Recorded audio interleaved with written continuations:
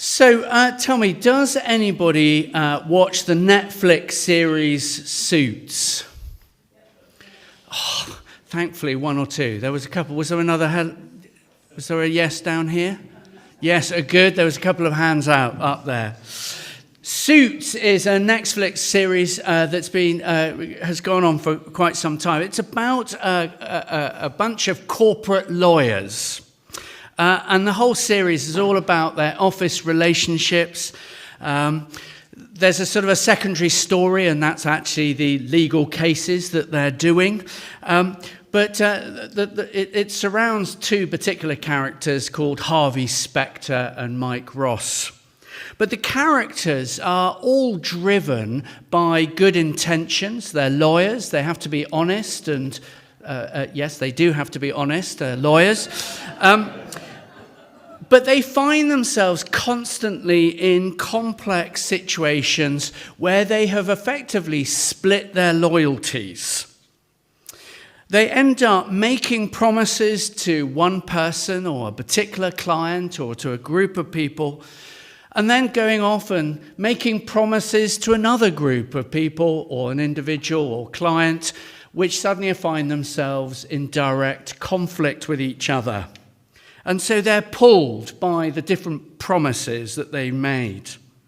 And actually, when you watch too much of these types of series, you start to begin to see the thread of the plot.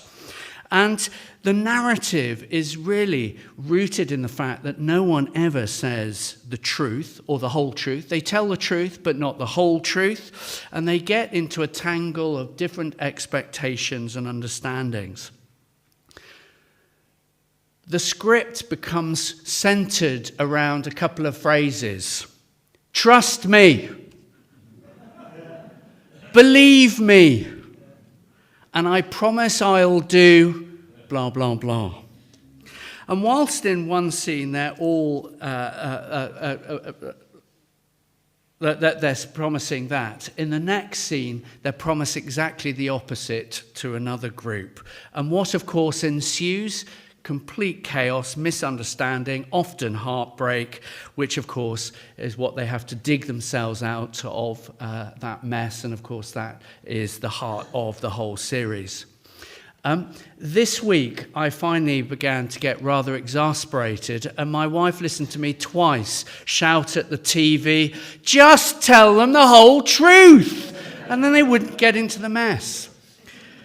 You might like to speak to me afterwards and suggest I find a new TV series. You'd be right.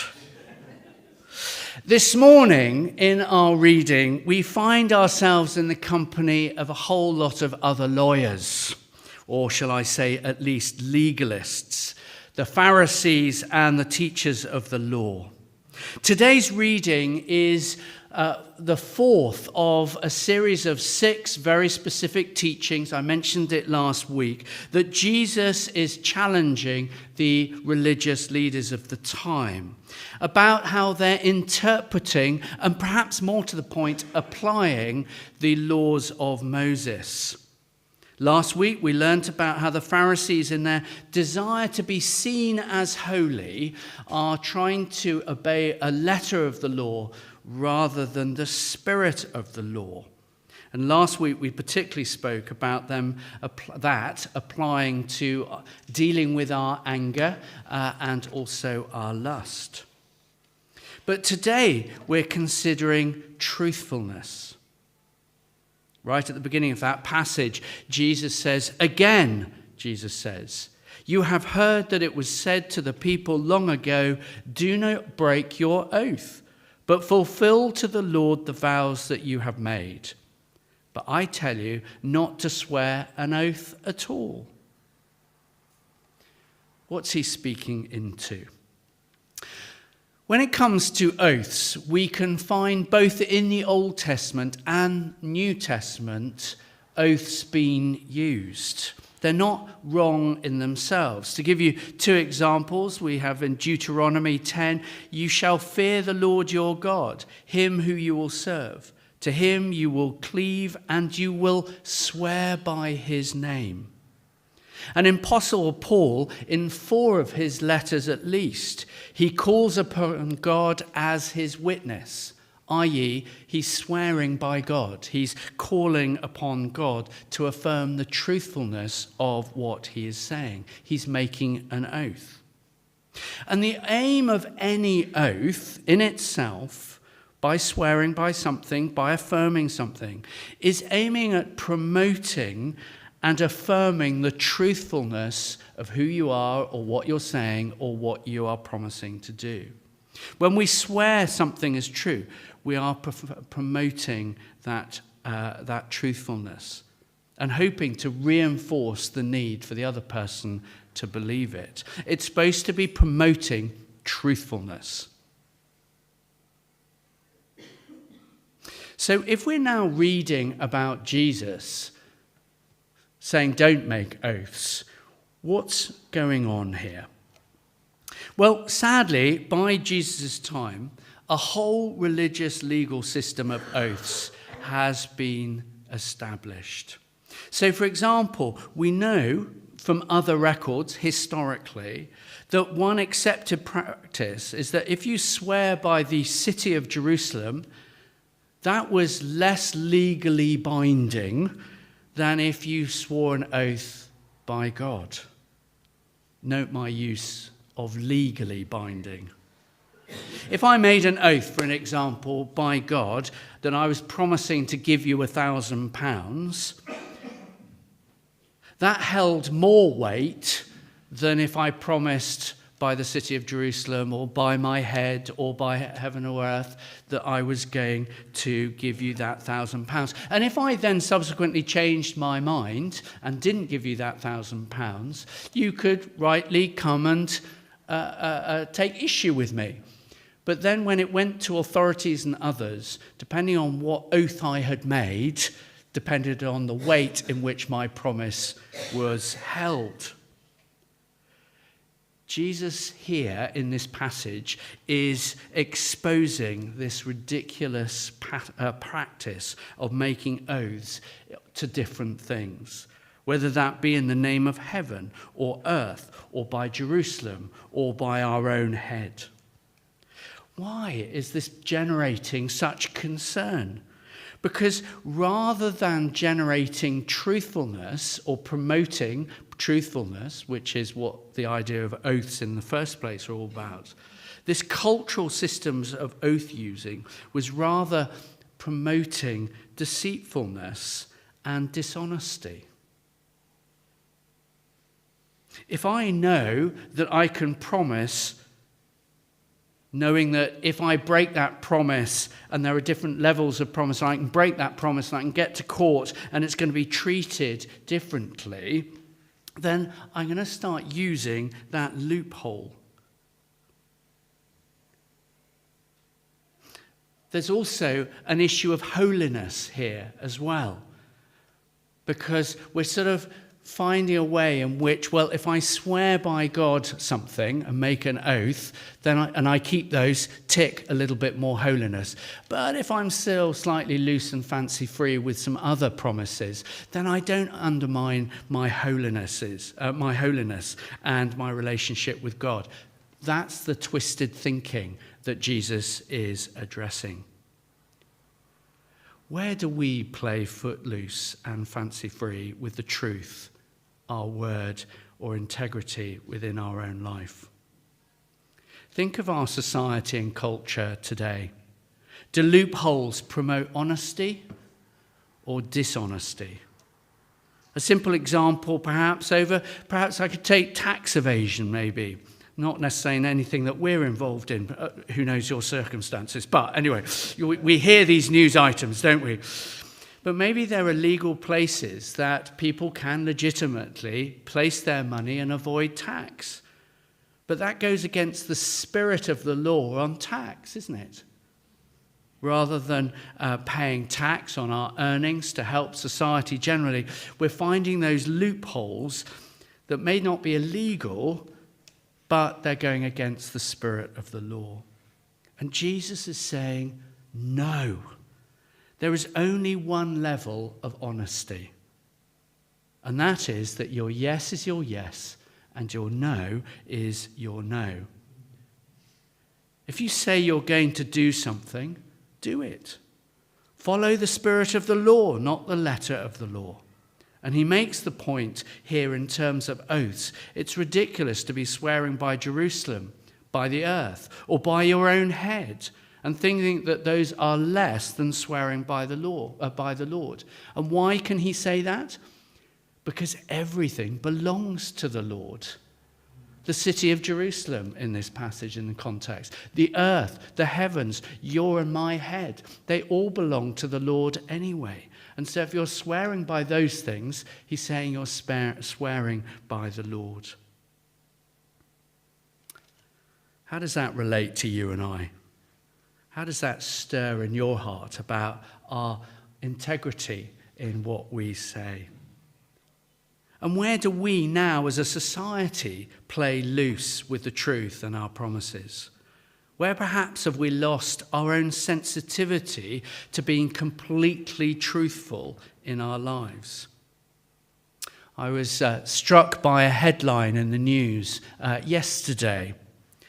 HS2, Sunak's U-turn shakes confidence in his promises. Now, I'm not making any comment about HS2. Please hear that, whatever your views. But how is our confidence in the word of our leaders? Whether they're political leaders, whether they're business leaders, whether they're so-called experts in any particular field. I suspect our willingness to believe what people say publicly is probably at an all-time low to where it's ever been. Today, people seem to be able to say anything irrelevant about whether it relates to truth. What is it? And the constant comment that we hear, it's not about what the truth is, it's about what my truth is. Jesus' words here to the Pharisees 2,000 years ago are as applicable and as relevant to us than they probably have been at any point between then and now. Are we ever slightly footloose with the truth? It's so easy to do. I know that there are times in me, perhaps talking to people, perhaps feeling pressure to do something for them, but in my heart, perhaps not feeling, and then saying, yes, of course, I'll do that, knowing deep in my heart I probably won't follow through, and then I go away, and I've said yes, and I've got to sort of unpick that now, and so I sort of do a dilly dance, and then have to go back to that person and say, I'm so sorry, something's come up. Has something really come up? Or do I just need to go back and say, look, I'm sorry, I shouldn't have said yes. I can't do it. I'm sorry. It's really, really easy, isn't it? Now, life happens. We may say yes to something, or we may say something or make a promise. Life happens and circumstances change. So it's not that we can never go back on a yes or no, but it is about how we treat those things and how we treat the other person. If we're going to go back on something we've said yes to or no to, and then we change, then let's just be upfront. We made a mistake. Let's be honest. Let's be open. Let's be truthful. Jesus calls us to a higher standard, to break the legal structures that perhaps we create in our own thinking and our own hearts, just as the Pharisees were doing in their own structures. Where do we see loopholes and use them to justify knowing that we're following the letter of the law, but actually not necessarily the spirit of the law? Jesus calls us as believers. Let us yes be yes and our no be no. And when we have to change things, then let's just be straight and open and honest with it. In that TV series, the Netflix series, Suits, the half-truths and the broken promises, what results? Utter chaos, which of course is the essence of the program and the entertainment. But in those times, calm only returns and order only is restored in the corporate lawyer's office once the characters realize their mistakes and suddenly tell the truth, say sorry and forgive, and then everything is restored. Of course, because it's Hollywood, guess what happens? The cycle starts all over again. HS2. I don't know necessarily the understanding, but the cancelling of that is a whole lot of broken promises. Think if you're involved in that project. Think if you're part of that land. Whether it's contractors, the uncertainty, the chaos, the destruction of trust that anybody involved in that is now experiencing. We are called to be salt and light in the world, and for displaying the Christian character as a testimony to the goodness of God. The fact that we are different from the world.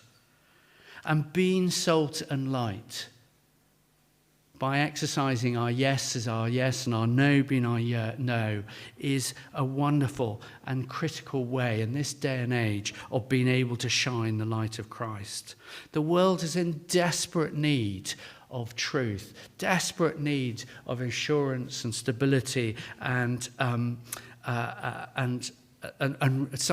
be able to rely on things.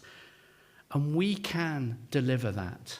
As people, with our friends, in our relationships, in our workplaces, we can display that trustworthiness, that reliability, that honesty, that integrity. And in that, we will shine brightly beyond the world. In James's letter to the churches scattered around the Middle East in those early years of the church, the writer James, repeats Jesus' words. He says, above all, my brothers and sisters, do not swear, not by heaven or by earth or by anything else. All you need to do is to say a simple yes or no. Otherwise, you will be condemned.